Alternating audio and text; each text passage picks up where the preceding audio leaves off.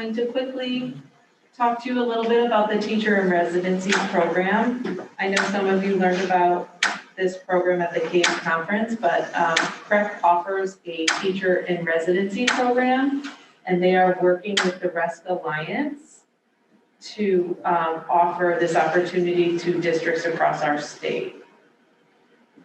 So in 2019, 43.7% of Connecticut students were children of color, but only 8.4% of educators were teachers of color. In 2017, all of the teacher certification programs in the state combined only certified 22 new teachers of color.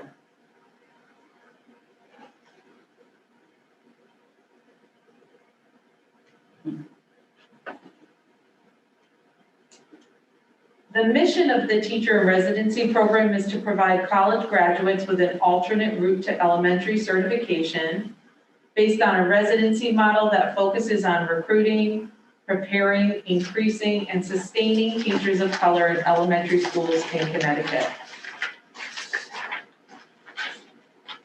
CREC's Teacher in Residency Program is an alternate route to elementary certification that embraces a different approach to attract and to retain teachers of color. It minimizes barriers to traditional certification program admission. Residents participate in courses for 18 months, and there's a link there for you if you wanted to dig deeper and see what those courses look like. They work for one school year with a mentor teacher while receiving pay and benefits, and they're guaranteed a full-time teaching position upon completion of the program and certification requirements. For districts to participate, the cost is about $66,000. That partnership fee includes the residents and mentor recruitment, the evaluation, the training, the coaching, and the support. It covers the estimated salary and the estimated district benefit package, as well as the mentor stipend for the mentor teacher who's working with that resident. Districts can fund these parts of these salaries through Alliance District Funds is one grant option, and then the rest are offering support through a competitive grant opportunity where districts can apply. And in summary, some of the services and benefits, both short and long-term, are improving the experiences of students of all racial backgrounds. Resident classrooms will have 2 adults serving one group of students. The residents are highly trained by our staff for 1 full year prior to becoming a certified teacher. Mentors increase their capacity as a teacher and a coach. And it creates a pipeline to move high-performing staff to certified teaching positions. Long-term benefits include increasing cultural competency of our residents, mentors, and our principals, increases the diversity and inclusion of teachers of color and closes the gap between students of color and teachers of color, and it increases the quality and retention of newly hired teachers, as well as increasing student achievement in diverse classrooms.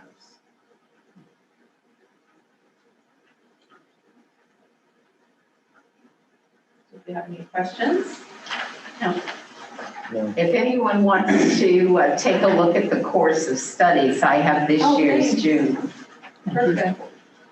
I know that she wants to work. Yes. Do these students have to come out with an educational degree in college? So they come to us with a bachelor's degree with a 3.0 average. They go through this alternate route and then they leave with that certified teaching position after taking those courses and participating in a year of training. In the practice classroom. and all that? Yes. So they go through the internship, they learn, they come through here to do that, and then what happens once they get it, whatever they need? Do we have kind of like a hold on them saying, you know, because you went through this program, you have to at least give us 2 years, or?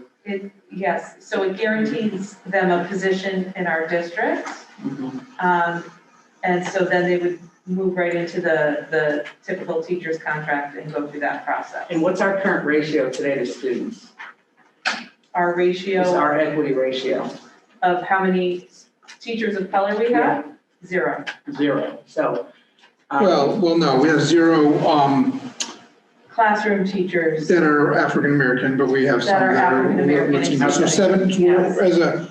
I don't know about classroom teachers, but we're 7% Certified. certified Non-native. right, we have So 90, as we look at the makeup of students in our district, right, in our Correct. community, we have to soon realize that we need to start bringing in, we have to start balancing the cultural inequities with our students and our teachers, because kids have a greater tendency to learn when they're learning from someone who's like them.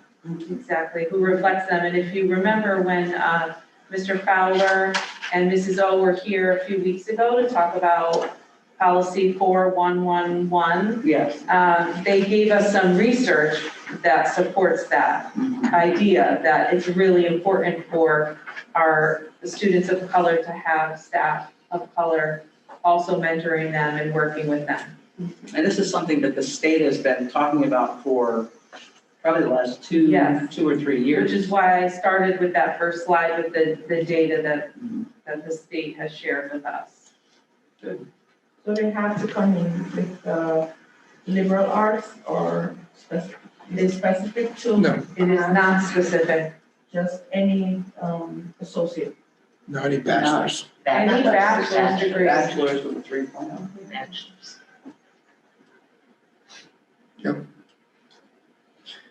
So, with that, Mr. Chair, I'm going to ask for a motion to approve participation in the Teacher Residency Program with the RESC Alliance. I make the motion. I was waiting. And is there a second? Second. I was waiting for Jim to say it. Dorothy made a motion and Ethel seconded. And any discussion? Yeah, I got a question. Each student teacher here or whatever, it's gonna cost us $67,000? Yes, but we're only funding one. We're only participating for one slot in the Teacher Residency Program. Wouldn't we be better off getting the kids in college that gotta do their student teaching and try to come here? Well, we try to do that as well. It has not been working. That is part of our current plan. Yes. Yeah, well, I know in the last 5 years, we must have hired about 9 black teachers, and we didn't retain any of them. So I don't know that we've hired that many. We haven't had that many. We don't- At one time? No, over the past 5 or 6 years, we. Oh, more than that We years. we have certified staff that are people of color. We do not have any classroom black or African American teachers. And I think what the data point that Ms. Cooney shared was that if you are only going after and you're only trying to recruit folks from the university level, their pool is so low that you'll never tip the balance and recruit. So we have to start looking at more creative and innovative ways to increase.